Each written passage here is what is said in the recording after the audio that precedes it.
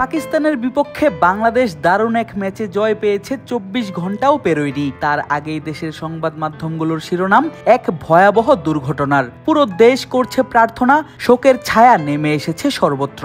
সেই ছায়া পড়েছে দেশের ক্রিকেটাঙ্গনেও। রাজধানীর উত্তরায় ঘটে যাওয়া বিমান দুর্ঘটনায় স্তম্ভিত পুরো দেশ, স্তম্ভিত দেশের বর্তমান এবং সাবেক ক্রিকেটাররাও।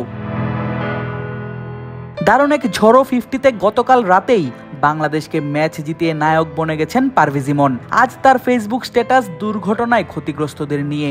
ইমন লিখলেন, প্রে ফর মাইলস্টোন, স্মরণ করলেন সৃষ্টিকর্তাকেও। মাইলস্টোন কলেজের জন্য প্রার্থনা করেছেন বাংলাদেশের সাবেক ওপেনার তামিম ইকবালও। নিজের ফেসবুক পোস্টে তামিম লিখলেন, মাইলস্টোন কলেজের জন্য দোয়া। দুর্ঘটনায় শোক জানিয়েছেন বাংলাদেশ টি-20 দলের অধিনায়ক লিটন কুমার দাসও। এখন যে কোনো ব্র্যান্ডের পুরাতন এসি বদলে নতুন ওয়ালটন এসিতে উপভোগ করুন 25% ছাড়। মহান সৃষ্টিকর্তার কাছে দুহাত তুলে দোয়া করেছেন স্পিনার শেখ মেহেদী হাসান। ঘটনাস্থলের ছবি নিজের প্রোফাইলে শেয়ার করে দোয়া চেয়েছেন বাংলাদেশ ওয়ানডে দলের অধিনায়ক মেহেদী হাসান মিরাজও। সবাইকে সতর্ক করেছেন বাংলাদেশ ইমার্জিং দলের অধিনায়ক আকবর আলী। লিখেছেন, বিনা প্রয়োজনে হাসপাতাল বা রাস্তায় বের হয়ে ট্র্যাজেডি দেখতে গিয়ে চিকিৎসক বা নিয়োজিতদের কাজে ব্যাঘাত ঘটাবেন না প্লিজ। কখনো কিছু না করাও উপকার করার সমান।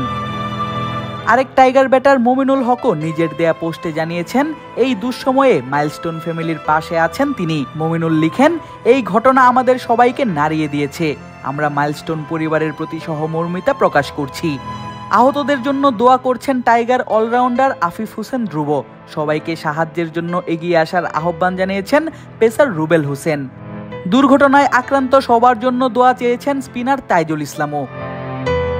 এছাড়াও দেশের সর্বস্তরের মানুষ নিজ নিজ জায়গা থেকে করছেন দোয়া প্রার্থনা, চাইছেন সবার সাহায্য এবং সহমর্মিতা।